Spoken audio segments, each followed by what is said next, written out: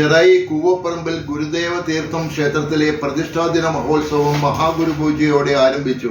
ഇതിനോടനുബന്ധിച്ച് നടന്ന സാംസ്കാരിക സമ്മേളനം SNDP യോഗം ഡയറക്ടർ ബോർഡ് അംഗവും ശ്രീനാരായണ എംപ്ലോയീസ് ഫോറം കേന്ദ്ര സമിതി സെക്രട്ടറിയുമായ KP ഗോപാലകൃഷ്ണൻ ഉദ്ഘാടനം ചെയ്തു. ശാഖാ സെക്രട്ടറി KK രത്നൻ അധ്യക്ഷത വഹിച്ചു. ആലുവ തോട്ടുവ മംഗളഭാരതി ആശ്രമത്തിലെ സാമാന്യമാരായ ജ്യോതിർമയി ഭാരതി, ത്യാഗീശ്വരി എന്നിവർ അനുഗ്രഹ പ്രഭാഷണം നടത്തി. ബേബി നടേശൻ, ലീലാമണി, സന്ധ്യ കോട്ടയം, സുനിൽ മാളിയക്കൽ, പ്രീത ഗിരികുമാർ, മോഹനൻ ഗുരു എന്നിവർ പ്രസംഗിച്ചു.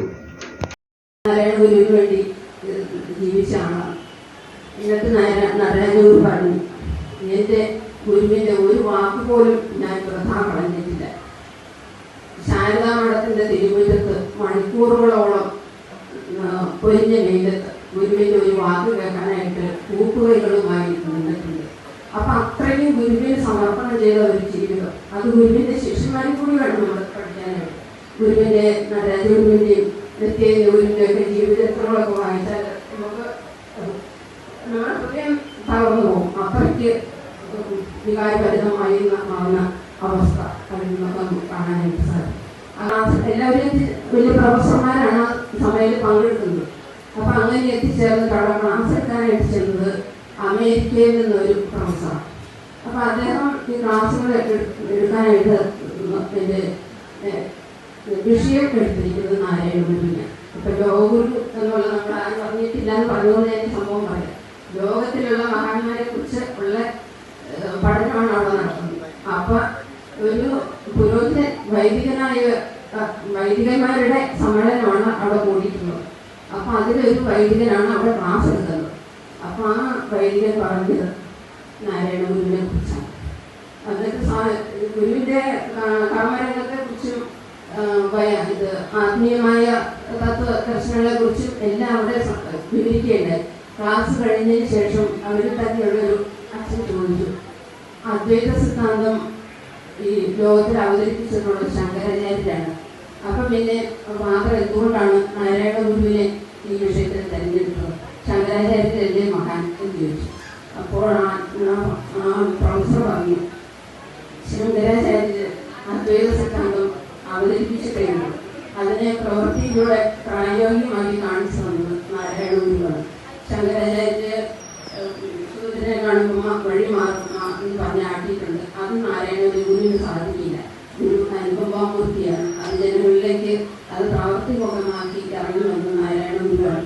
അതുകൊണ്ടാണ് ഗുരുവിനെ ലോകമായിട്ട് ഞാൻ വിഷയം അവതരിപ്പിക്കുന്നത്.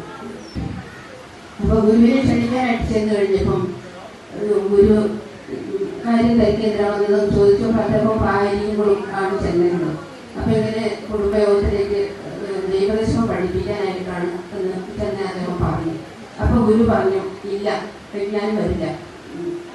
കുറച്ച് ഒരു മിണ്ടാതിരുന്നു. എന്നിട്ട് ഗുരു പറഞ്ഞു, തെക്ക് വടക്ക് നടന്ന ഈ ലോകം മുഴുവൻ ദൈവദശകം എല്ലാവരെയും പഠിപ്പിച്ചിട്ടുണ്ട്. പക്ഷെ 4 പേര് തെറ്റുകൂടാതെ ചൊല്ലാൻ ഇന്നും ആർക്കും അറിഞ്ഞുകൂടാ. അതുകൊണ്ട് ഇന്ന് ദൈവദശകം പഠിപ്പിക്കാൻ നിർത്തി എന്ന് പറഞ്ഞു. എന്നിട്ട് ഇദ്ദേഹത്തോട് ചോദിച്ചു, നിങ്ങൾക്കറിയാമോ ദൈവദശകം എന്ന് ചോദിച്ചു. ഇല്ല, അദ്ദേഹം പറഞ്ഞു. ഒരു വലിയതായിട്ടുള്ള നമ്മൾ മനസ്സിലാക്കേണ്ട അദ്ദേഹം ഒരു നിരീശ്വരവാദിയായിരുന്നു ആദ്യം. എന്നിട്ട് അങ്ങനെയുള്ള ഒരാളാണ് നാരായണ ഗുരുവിന്റെ പന്ഥാവിലേക്ക് കടന്നു വന്നത്. SNDP യോഗത്തിലെ ഒരു പ്രവർത്തകനായി അവിടെ മറ്റുള്ളവരെ പഠിപ്പിക്കണം എന്നുള്ള ഉദ്ദേശത്തോടുകൂടി ഗുരുവിനെ കാണാനായിട്ട് ചെന്ന് ഗുരുവിനെ ക്ഷണിച്ചു. അപ്പൊ അദ്ദേഹത്തിന് അത് അറിയില്ല എന്നുള്ള സത്യാവസ്ഥ തുറന്നു പറഞ്ഞു. അപ്പൊ ഗുരു പറഞ്ഞു, നിങ്ങൾ പോയി ദൈവദശകം പഠിച്ചു പോയി. അപ്പൊ ക്ലാസ് എടുക്കണോ വേണ്ടിയെന്നുള്ളത് അപ്പൊ തീരുമാനിക്കും എന്ന് പറഞ്ഞു. അദ്ദേഹം സമ്മതം കൂടി തിരിച്ചു പോയി. അതിനുശേഷം അദ്ദേഹം കുറച്ച് നാൾ കഴിഞ്ഞിട്ട് വീണ്ടും ഗുരുവിനെ കാണാനായിട്ട് ചെയ്യുന്നു. ഊട്ടിയിലാണ് ഗുരുവിലാണ് ഊട്ടിയപ്പോൾ താമസിക്കുന്നത്. ഗുരു അപ്പോൾ താമസിക്കുന്നത്. അപ്പൊ അവിടെ ചെന്ന് കഴിഞ്ഞപ്പോൾ ഗുരു പിന്നെ ഈ ദേവസ്വം തെറ്റുകൂടാതെ 10 ശരി ജയിപ്പിച്ചു. ഇത് കഴിഞ്ഞപ്പോൾ ഗുരുവിന് ആ സന്തോഷമായി. അപ്പൊ അതനുസരിച്ചല്ലോ എന്നുള്ളൊരു അങ്ങനെ ജോലി കഴിഞ്ഞ് ഗുരു ഒരു ഡേറ്റ് കൊടുത്ത് ക്ലാസ് എടുക്കാൻ വരാമെന്ന് പറഞ്ഞ് സമ്മതിച്ചു. കുറച്ച് അങ്ങനെ ഗുരു പോയി അവിടെ ക്ലാസ് എടുത്ത് 3 മണിക്കൂർ സമയത്തെ ക്ലാസ് ദിവസവും അവിടെ കൊടുത്തോണ്ട്. അപ്പൊ ഇദ്ദേഹം അവിടെ ചെന്നു. ഇദ്ദേഹത്തിന് ഉണ്ടായ അനുഭവങ്ങളെല്ലാം അവിടെയുള്ള ആൾക്കാരോടൊക്കെ പറഞ്ഞ് എല്ലാവരെയും സജ്ജരാക്കിയിട്ടുണ്ടായിരുന്നു. നല്ല അതുപോലെ ഒരാളാണ്, ഒരു ഗുരുവാണ് നല്ലത്. അതുകൊണ്ട് നിങ്ങൾ മര്യാദയായിട്ട് പെരുമാറണം, എല്ലാവരും ക്ലാസ്സിൽ ശ്രദ്ധിച്ചിരിക്കണം, അതിനെ ഉൾക്കൊള്ളണം എന്നൊക്കെ പറഞ്ഞ് എല്ലാവരെയും ഒരുക്കി നിർത്തിയിട്ടുണ്ടായിരുന്നു. അപ്പൊ അതനുസരിച്ച് അവിടെ എല്ലാ ക്ലാസ്സൊക്കെ ശ്രദ്ധിച്ച് ഒരു ക്ലാസ് കഴിഞ്ഞ് തിരിച്ചു പോയി. അങ്ങനെ പോയി കുറച്ച് വർഷം കഴിഞ്ഞപ്പോൾ ഗുരു അവിടുന്ന് അമേരിക്കയിലേക്ക് വിസിറ്റിംഗ് പ്രൊഫസറായിട്ട് ഗുരു അവിടെ പഠിപ്പിക്കാനായിട്ട്. പിന്നെ ചെല്ലുന്നത് 3 മാസം കഴിഞ്ഞിട്ടാണ് ഊട്ടിയിലേക്ക് തിരിച്ചെത്തുന്നത്. അപ്പോഴത്തേക്കും വർഷങ്ങൾ കഴിഞ്ഞിട്ടാണോ ഉടനെയുള്ള കാര്യമില്ല. അപ്പോഴത്തേക്കും ഇദ്ദേഹത്തിന് എന്തോ അസുഖം ബാധിച്ച് മരണം ചെയ്ത് കിടക്കും. എന്നിട്ട് ഇവര് എന്നും ഗുരുവിനേക്ക് ഫോൺ ചെയ്യുന്നുണ്ട് ഊട്ടിയിലേക്ക്. അപ്പോൾ ഇദ്ദേഹത്തിൻ്റെ അവസാനത്തെ ആഗ്രഹം എന്താണെന്ന് വെച്ചാൽ ഗുരുവിനോടൊന്ന് സംസാരിക്കണം, ഊട്ടിയിൽ ഗുരുവിനോട്. അപ്പം അതിനായിട്ട് ദിവസം ഇങ്ങനെ നിനക്ക് ഫോൺ അടിച്ചുകൊണ്ടിരിക്കും. ഗുരു അമേരിക്കയിലാണ്, അതുകൊണ്ട് ഫോൺ എടുക്കാൻ അവിടെ ആണില്ല. ഗുരു വന്നു കഴിഞ്ഞപ്പോൾ ഈ ഫോൺ അടിക്കുന്നത് കേട്ടു. അടുത്ത ഫോൺ വന്നപ്പോൾ ഗുരു ആ ഫോൺ എടുത്തപ്പം അദ്ദേഹത്തിൻ്റെ ഭാര്യ ആണ് ഫോണിൽ സംസാരിക്കാൻ നിൽക്കുന്നത്. അപ്പോൾ അവർ ഇങ്ങനെ കരഞ്ഞുകൊണ്ട് ഗുരുവിനോട് പറഞ്ഞു, അദ്ദേഹം ഇങ്ങനെ ഏത് നിമിഷവും എന്ത് സംഭവിക്കാവുന്ന അവസ്ഥയിലാണ്, അദ്ദേഹത്തിൻ്റെ അവസാനത്തെ ആഗ്രഹം ഇതാണ്, ഗുരുവിനോടൊന്ന് സംസാരിക്കണം എന്ന് അവർ കരഞ്ഞോട് പറഞ്ഞ ഫോൺ ഭർത്താവിനെ കൊടുത്തു. അത് ഫോൺ അദ്ദേഹം മേടിച്ച് കഴിഞ്ഞു. ഈ ദൈവദശകം ഈ ഫോണുകളെ മുഴുവൻ എത്തുവാണ്. അതിൻ്റെ ആ പൂർണ്ണ ഗതയോടുകൂടി ഭക്തിയോടുകൂടി അദ്ദേഹം ആ ദൈവദശകം മുഴുവൻ ചൊല്ലി. അതിൻ്റെ അവസാന ശ്ലോകം ചൊല്ലി, ആ ആഴമേറും നിൻമഹസാം ആഴിയിൽ ഞങ്ങൾ ആകമേ ആഴണം, വാഴണം നിത്യം, വാഴണം വാഴണം സുഖം എന്ന് പറഞ്ഞ് ആ ശബ്ദം നിലച്ചു. ഇപ്പോൾ ഗുരു എന്ന് പറയുമ്പോൾ ഗുരുവിൻ്റെ കണ്ണിൽ വെള്ളം നിറയും. അത്രയൊരു വികാരവായ്പോടുകൂടിയാണ് ഗുരു നമ്മളിത് പറഞ്ഞിരിക്കുന്നത്.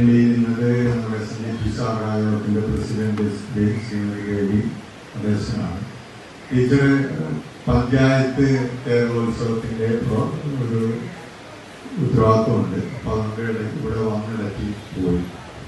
പിന്നെ സംസാരിക്കേണ്ടിയിരുന്നത് SNDP യൂത്ത് മൂവ്മെൻറ്റിൻ്റെ ഭാരവാഹി ശ്രീ ലിംഗരാജ് പരമേശ്വരനാണ്. അദ്ദേഹം ഒരു ധനകാര്യ സ്ഥാപനത്തിലെ ഉദ്യോഗസ്ഥനാണ്. അപ്പോൾ മുഴുവൻ സമയവും ഇന്ന് ലീവ് എടുക്കാൻ പറ്റാത്തതുകൊണ്ട് ഇടയ്ക്ക് ഇവിടെ വന്ന് പോയി. അടുത്തായിട്ട് നമുക്ക് സംസാരിക്കുന്നതിന് മംഗളഭാരതി ആശ്രമത്തിലെ ശ്രീമതി ലീലാമണി അവരുടെ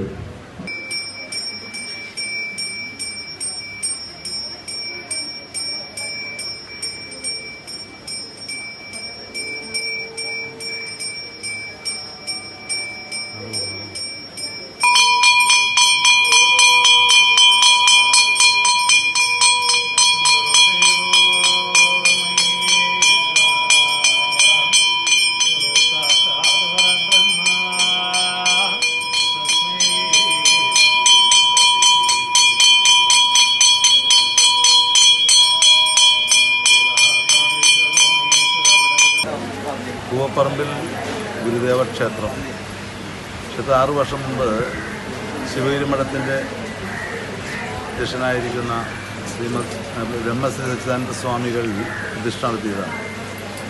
കേരളത്തിലാകെ ശ്രീ കൃഷ്ണശിലയിൽ തീർത്ത 2 വിഗ്രഹങ്ങളാണുള്ളത് ഗുരുദേവൻ്റെ. ഇതിലൊന്നാണ് ഇവിടെ സ്ഥാപിച്ചിട്ടുള്ളത്. പ്രസ്തുത വിഗ്രഹത്തിൽ എല്ലാ വർഷവും 2-ാം തീയതി പ്രത്യേകത ചൈതന്യസ്വാമികളുടെ ദിനം കൂടിയാണ്. ഗുരുപുഷ്പാഞ്ജലി മന്ത്രം ചൈതന്യസ്വാമികളുടെ എന്നതിനും കൂടിയാണ്. അപ്പോൾ ഇവിടെ എല്ലാവരും ഒത്തുകൂടുന്നത് മാത്രമല്ല, ഇവിടെ ഐശ്വര്യങ്ങൾ വർദ്ധിച്ച് വരുന്നുണ്ട്. കാരണം ഇവിടെ വന്നു കൂടുന്നവർക്ക് അവരുടേതായ ആഗ്രഹങ്ങൾ ഗുരുവിൽ സമർപ്പിച്ചു കഴിയുമ്പോൾ പല വിധത്തിലുള്ള പ്രശ്നങ്ങളും ഒക്കെ മാറുന്നുണ്ട്. അവരുടെ ഫോണിലൂടെയും മറ്റൊക്കെ അറിയിക്കുന്നുണ്ട്. എന്തായാലും ഇവിടെ എത്തിച്ചേർന്നിരുന്ന ഇവിടുത്തെ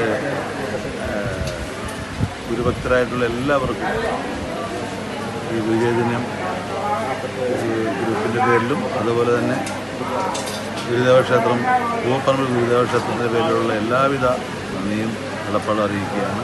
നന്ദി, നമസ്തേ.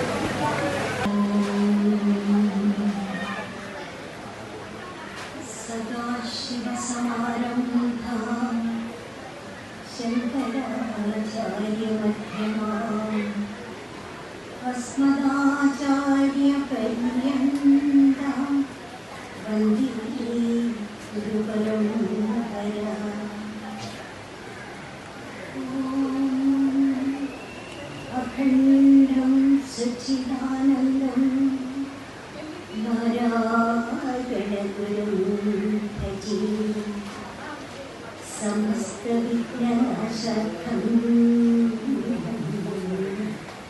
नित्यशुद्धं निरामयम्.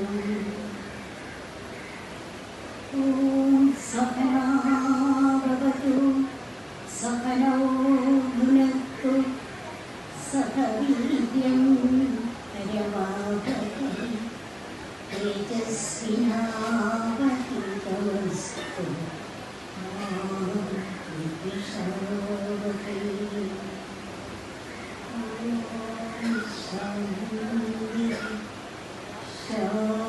ശാന്തി ശാന്തി. ഗുരുപരമ്പരയ്ക്ക് മുഖ്യമാകും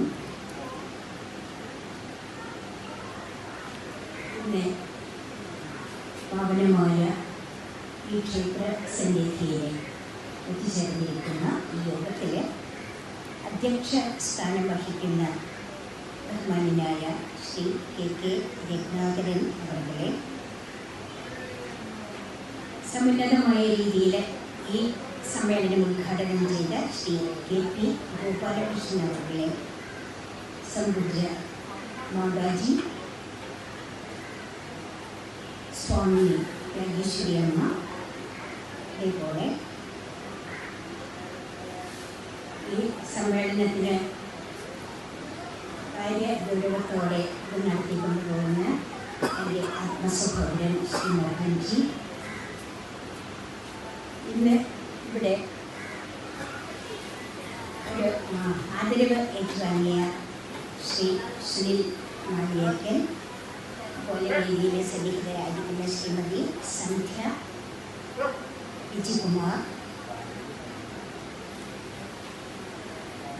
എത്രയും ഭക്തിയും സ്നേഹ ബഹുമാനങ്ങളും അർഹിക്കുന്ന അമ്മണി അമ്മയും അവരുടെ സൽസന്താനങ്ങളും, അതേപോലെ ഇന്ന് ഈ സമ്മേളനത്തിന് ഏറ്റവും പ്രാധാന്യം കൊടുക്കുന്ന ഇവിടെ എത്തിച്ചേർന്നിട്ടുള്ള നല്ലവരായ സജ്ജനങ്ങളെ ഏവർക്കും ഗുരുവിൻ്റെ നാമത്തിൽ നമസ്കാരം. അക്കമലരാർന്ന അറിവൊക്കെ മുത്തുകാൻ എന്ന് ഗുരു പറയുന്നു. നാം ശരീരമല്ല അറിവാകുന്നു. ഇതൊക്കെ നമ്മൾക്ക് അറിയാൻ അതിനുള്ള വഴികളാണ് നമുക്ക് ഭക്തി മാർഗം, ജ്ഞാനമാർഗം, ഇങ്ങനെ പല മാർഗങ്ങളുണ്ട്. ഇവിടെ ഗുരുദേവ ക്ഷേത്രത്തിന് പേരിട്ടിരിക്കുന്നത് ഗുരുദേവ തീർത്ഥ അല്ലേ, അങ്ങനെയല്ലേ? ഗുരുദേവ തീർത്ഥം എന്ന പേര് എത്രയോ അർത്ഥവത്തായിട്ട് തീർത്ഥങ്ങളാകുന്നതിന് പുണ്യസ്ഥലങ്ങളായി തീരുന്നത്, നമ്മുടെ പാപങ്ങളെ മുഴുവനും കഴുകിക്കളയുന്ന ഇടമാണ് തീർത്ഥങ്ങൾ. പുണ്യപുരുഷന്മാരെ അധിവസിക്കുന്ന ഇടം തീർത്ഥമായി തീരുന്നു. പ്രകൃതി എങ്ങനെ ആ പ്രകൃതിയിൽ തീർത്ഥങ്ങൾ ഉണ്ടാകുന്ന ആ ഇടം പുണ്യപുരുഷന്മാരെ അധിവസിക്കുമ്പോഴാണ്. ശിവഗിരി തീർത്ഥാടന കേന്ദ്രമായത് അങ്ങനെയാണ്. ശബരിമല ഇവിടെ ധർമ്മശാസ്താവ് ശാസനം ചെയ്യുന്നതാരോ, ഇന്നത്തെ ശിക്ഷിക്കുന്നതല്ല, നമുക്ക് ഉപദേശങ്ങൾ നൽകുന്ന, ശാസനകൾ നൽകുന്ന, അതാണ് ശാസ്താവ്. ശാസ്താവ് എന്ന് പറഞ്ഞാൽ പരമഗുരു എന്നാണ് അർത്ഥം. ആ ഒരു അർത്ഥത്തിൽ എടുക്കുമ്പോൾ അത് തന്നെയാണ് അവിടെ ആലേഖനം ചെയ്തു വച്ചിരിക്കുന്ന തത്വമസി. നമ്മൾ നോയമ്പെടുത്ത് ഏക മനസ്സോടുകൂടി അവിടെ എത്തുമ്പോൾ എല്ലാവരും സ്വാമി സ്വാമി എന്ന് അഭിസംബോധന ചെയ്യുക പരസ്പരം. അപ്പോൾ ഒരു ഏകത്വത്തിൻ്റെ മഹനീയമായ ദർശനം. നീ ആരെ അന്വേഷിക്കുന്നോ അത് അല്ലെ, നീ എന്താണോ അന്വേഷിക്കുന്നത് അത് ത്വം അസി, അത് നീ തന്നെയാകുന്നു എന്ന് പ്രഖ്യാപനം ചെയ്ത പുണ്യതീർത്ഥം ശബരിമലയിലെ. അപ്പോൾ ഈ ശിവഗിരിയിലെ വെറുതെ വന്ന് പോയാൽ പോരാ, ഗുരു എണ്ണി 8 വിഷയങ്ങൾ പറയാൻ പറയാൻ ഉദ്ദേശിക്കുന്നത്. നമുക്കിവിടെ സമയം കുറവാണ്. എന്തായാലും ഈ സന്നിധിക്ക്, ദിവ്യസന്നിധിക്ക് തീർത്ഥം ഗുരുദേവ തീർത്ഥമായി തന്നെ ഇതിനെ കണ്ടുകൊണ്ട് ഇവിടെ മുന്നേ സംസാരിച്ചവരൊക്കെ പറഞ്ഞതുപോലെ ഈ ദിവ്യസന്നിധി നമ്മളെ ശുദ്ധീകരിക്കുന്ന സ്ഥലമാക്കി തീർക്കാൻ ഗുരു അനുഗ്രഹിക്കട്ടെ എന്ന് ആദ്യമായി പ്രാർത്ഥിച്ചുകൊണ്ട് നമുക്ക് തുടങ്ങാം. ഇവിടെ ചെയ്ത പൂജകളെല്ലാം അല്ലേ, നമുക്ക് ആ പൂജ ഗുരുവിനെ ശുദ്ധീകരിക്കേണ്ട ആവശ്യം നമുക്കില്ല. നമ്മൾ തത്വപരമായിട്ട് ചിന്തിക്കുക, ന്യായയുക്തിയോടുകൂടി ചിന്തിക്കുമ്പോൾ നമ്മെ ശുദ്ധീകരിക്കാനാണ്. ഗുരുവിനെ കഴുകി ശുദ്ധിയാക്കുമ്പോൾ ആരാണ് ശുദ്ധമാവുക? അതിന് പ്രതീകമാണ്. ഗുരു എന്നും ശുദ്ധമായിരിക്കുന്ന, എന്നും മാർഗദീപമായിരിക്കുന്നവരാണ് ഗുരുവാവുക. അവിടെ കളങ്കലേശമില്ലാതെ നിരഞ്ജന ജ്യോതിസായിരിക്കുന്ന ഭാരത്വത്തെയാണ് ഗുരു പ്രതിനിധാനം ചെയ്യുക. അപ്പം നമ്മെ ശുദ്ധീകരിക്കുന്നതിനാണ്, നമ്മെ പയ്യെ ശുദ്ധീകരിച്ച് ഏതെന്നാണോ പരമസത്യമായിരിക്കുന്നത് അതിനെ തിരിച്ചറിയുന്ന, അതായിത്തീരുന്ന ഒരവസ്ഥയിലേക്ക് പടിപടിയായി ഉയർത്തുവാനാണ് ഗുരു നമ്മെ സഹായിക്കുന്നത്. ഞാൻ ഒരു ദോഷം ഒരുത്തരോട് ചെയ്യുവാൻ അകമലരിൻ്റെ അറിഞ്ഞിടാതെ വേണം. ഒരു ദോഷവും ആരോടും ചെയ്യാനുള്ള അറിവല്ല എനിക്ക് വേണ്ടത്. ഒരു ദോഷവും ആർക്കും ചെയ്യാതിരിക്കത്തക്ക വണ്ണം അറിവിൻ്റെ അങ്ങനെയുള്ള അറിവിൻ്റെ കേന്ദ്രമായി എന്നെ തീർത്തെടുക്കത്തക്ക രീതിയിൽ എന്നെ സജ്ജാക്കണേ. വണ്ണം സകല ഒഴിച്ചു തരണം. എൻ്റെ ദോഷങ്ങളെല്ലാം ഒഴിച്ച് തരയണം. എന്നുമേ ഞാൻ ഭഗവത് അനുഗ്രഹപത്രമായി പറയണം. അതിനെ ഞാൻ തന്നെ വിചാരിച്ചാൽ നടക്കില്ല ഭഗവാനെ, അല്ലേ? എൻ്റെ ഉള്ളിൽ ഇങ്ങനെ കുമിഞ്ഞു നമ്മൾ എത്ര വേണ്ടാന്ന് വെച്ചാലും ഇടയ്ക്കിട്ട് നമ്മളിലേക്ക് കയറി വരുന്ന കാമക്രോധ ലോഭ മോഹാദികളെ നമ്മുടെ വാസന കൊണ്ട്, ജന്മവാസന കൊണ്ട്, നമ്മളുടെ മുന്നിലുള്ള പ്രവൃത്തികളെ കൊണ്ട് അതൊരു സംസ്കാരമായിട്ടും ആ സംസ്കാരം വാസനയായിട്ട് നമ്മളിൽ മുറ്റി നിൽക്കുമ്പോൾ നമുക്ക് പലപ്പോഴും തെറ്റുകൾ സംഭവിക്കുന്നു. നമ്മൾ സാധാരണ മനുഷ്യരാണ്. അതിനെ ഒഴിച്ച് ലോകത്തേക്ക് ഉയർന്നു വരാൻ ഉള്ള സകലതുമാണ് ഗുരു ചെയ്തത്. ഇതിന് ഗുരുവിനെ ജോലി ഏൽപ്പിച്ചു പോകല നമ്മുടെ ജോലി. ഗുരു എൻ്റെ കാര്യമൊക്കെ അങ്ങ് നോക്കിക്കൊള്ളണം, അല്ലേ? വളരെ എളുപ്പം. ഗുരു നമ്മുടെ വേലക്കാരനാണ്, ദൈവം നമ്മുടെ ജോലിക്കാരനാണോ? ഇതിനെ അറിയുമ്പോൾ ഇതെല്ലാം എവിടെ നിന്നാണ് വന്നത് നമുക്ക് ഏകദേശമൊക്കെ ഇങ്ങനെ മനനം ചെയ്ത് പഠിക്കുമ്പോൾ നമുക്ക് മനസ്സിലാകുന്ന ഒരു വലിയ തത്വമുണ്ട്. ഗുരു അധികം സംസാരിച്ചിരുന്ന ആളൊന്നുമല്ല. നമ്മളെപ്പോലെ ഇങ്ങനെ മൈക്ക് കിട്ടിയാൽ പ്രസംഗിക്കാമെന്നൊന്നും ഗുരു വിചാരിച്ചിട്ടില്ല, അല്ലേ? അടുത്ത് ചെല്ലുന്നവർക്ക് വളരെ സൗമ്യമായിട്ട് ഗുരുവിൻ്റെ സാന്നിധ്യം കൊണ്ട് നമ്മൾ പൂതമാനസരായിത്തീരും, അല്ലേ? ശുദ്ധമാനസരായി ഗുരുവിൻ്റെ വാക്കുകളെ ഈ കൃതികളിൽ ഇങ്ങനെ അടങ്ങിയിരിക്കുക. പാദഭക്തജന പാലനാധിക പരായണ ഭവഭയാഭ പൂതമാനസ പുരാണ പുരുഷ പുരന്തരാതി പുരുപൂജിത. പൂതമാനസനൊക്കെ അവിടെ ഗുരു പറഞ്ഞു തരാം. അങ്ങനെ നമ്മൾ പൂതമാനസന്മാരായി തീരാനുള്ള ശ്രമം ചെയ്യാം. പിന്നെ സാംസ്കാരിക സമ്മേളനത്തിന് എന്നെ പോലെയുള്ള പ്രവർത്തകരെ നാട് ആദരിക്കുക എന്ന് പറയുന്ന വലിയ സന്തോഷമാണ്. അതുകൊണ്ട് ഈ സമ്മേളനത്തിന് ഉദ്ഘാടകനായി എന്നെ നിശ്ചയിച്ച പൂവപ്പറമ്പിൽ ഗുരുദേവ തീർത്ഥം ക്ഷേത്രത്തിൻ്റെ മുഴുവൻ കുടുംബാംഗങ്ങളെയും ഭാരവാഹികളെയും പ്രീതി നരേശൻ ഉൾപ്പെടെയുള്ള ഇതിൻ്റെ സംഘാടകരെയും വളരെ സ്നേഹപൂർവ്വം നന്ദി അറിയിക്കുകയാണ്. ഈ സമ്മേളനം 5 വർഷം മുമ്പ് നമ്മളുടെ ഈ മഹാഗുരുവിൻ്റെ പ്രതിഷ്ഠ ഇവിടെ നടത്തുമ്പോൾ എൻ്റെ മനസ്സിൽ ഒരു വിഷമമുണ്ടായിരുന്നു. എൻ്റെ അമ്മിണിയമ്മയുടെ വീടിൻ്റെ മുന്നിൽ മഹാഗുരുവിനെ ഈ കുഞ്ഞ് സൗകര്യങ്ങളിലാണല്ലോ എന്നുള്ളൊരു വിഷമം എൻ്റെ ഉള്ളിലുണ്ടായിരുന്നു. അന്ന് അമ്മിണിയമ്മയോട് ഞാൻ പറഞ്ഞു, നമുക്ക് ഇത്തിരി കൂടി സ്ഥലം ഈ സന്നിധിയോട് ചേർന്ന് കിട്ടുകയാണെങ്കിൽ നമുക്കതൊരു വലിയ അനുഗ്രഹവും ആശ്വാസവുമാകും.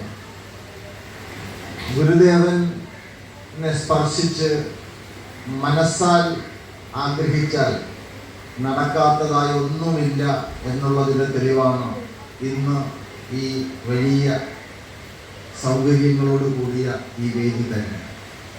ശ്രീനാരായണ ഗുരുദേവൻ്റെ മഹനീയമായ അനുഗ്രഹം ഈ ഭവനത്തിൽ ലഭിച്ചു എന്നുള്ളതാണ് ഈ വാർഷിക യോഗം 6ാം വാർഷികം ആഘോഷിച്ചപ്പോൾ എന്നെ പോലെയുള്ള ഗുരുഭക്തന്മാർക്ക് ആശ്വാസമായത്. ഗുരുവിനെ മനസ്സാൽ നമ്മൾ ശുദ്ധിയോടെ പ്രാർത്ഥിച്ചാൽ അതിൻ്റെ ഫലം നമ്മളുടെ കൺമുന്നിൽ തന്നെ ലഭിക്കും എന്നുള്ളതാണ് ഈ ക്ഷേത്രാങ്കണം തന്നെ അതിനെ സാക്ഷി നിർത്തിക്കൊണ്ട് ഞാൻ പറയാൻ ആഗ്രഹിക്കുകയാണ്. ഇവിടെ നമ്മളുടെ അധ്യക്ഷൻ വലിയ ഒരു കാര്യം സൂചിപ്പിച്ചു. കഴിഞ്ഞ 29, 30, 1 ഇന്നലെയുള്ള 1-ാം തീയതി 3 ദിവസം ശ്രീനാരായണ ഗുരുദേവൻ ലോകഗുരുവായ യേശുദേവന്റെ സന്നിധിയിൽ പ്രവേശിച്ചു എന്നുള്ള ഒരു വലിയ സംഭവം കേരളത്തിലെ, ഇന്ത്യയിലെ, ലോകമെമ്പാടുമുള്ള ശ്രീനാരായണ ഭക്തരെ സംബന്ധിച്ച് അതിൻ്റെ സന്തോഷത്തിൻ്റെ തിരുകൊടുമുടിയിൽ നിൽക്കുന്ന ഒരു ദിവസമാണ് ഈ 6ാം വാർഷികം നടക്കുന്നത്. കാരണം നമുക്കറിയാം, അധ്യക്ഷൻ സൂചിപ്പിച്ചതുപോലെ നമ്മളുടെ എല്ലാവരുടെയും ഉള്ളിൽ ഉണ്ടായിരുന്നൊരു ദുഃഖമായിരുന്നു ശ്രീനാരായണ ഗുരുദേവൻ എന്തുകൊണ്ട് ലോകഗുരുവാകുന്നില്ല എന്നുള്ള ഒരു വിഷമം. ശ്രീനാരായണ ഗുരുദേവൻ അതിന് ഒരു കാര്യം നമ്മളോട് പറഞ്ഞിരുന്നു. 100 വർഷങ്ങൾ കഴിയുമ്പോൾ ശ്രീനാരായണ വിശ്വാസങ്ങൾ 100 വർഷം കഴിയുമ്പോൾ നമ്മളുടെ സമൂഹം ഒന്നാകുമെന്നും ഒന്നായി തന്നെ മുന്നേറുമെന്നുമുള്ള ഒരു സൂചന ശ്രീനാരായണ ഗുരുദേവൻ തന്നെ സശരീരനായിരുന്ന കാലത്ത് പറഞ്ഞിട്ടുണ്ട്. ആ ശ്രീനാരായണ ഗുരുദേവനെ മറ്റു ഈശ്വരന്മാരോടൊപ്പം യേശുദേവനാണെങ്കിലും മുഹമ്മദ് നബിയുമായി താരതമ്യം ചെയ്യുമ്പോൾ അതിനേക്കാളെല്ലാം മേലെയാണ് ശ്രീനാരായണ ഗുരുദേവൻ എന്ന് പറയുവാൻ എന്നെ പോലെയുള്ള ആളുകൾക്ക് തോന്നിയിട്ടുള്ളത്.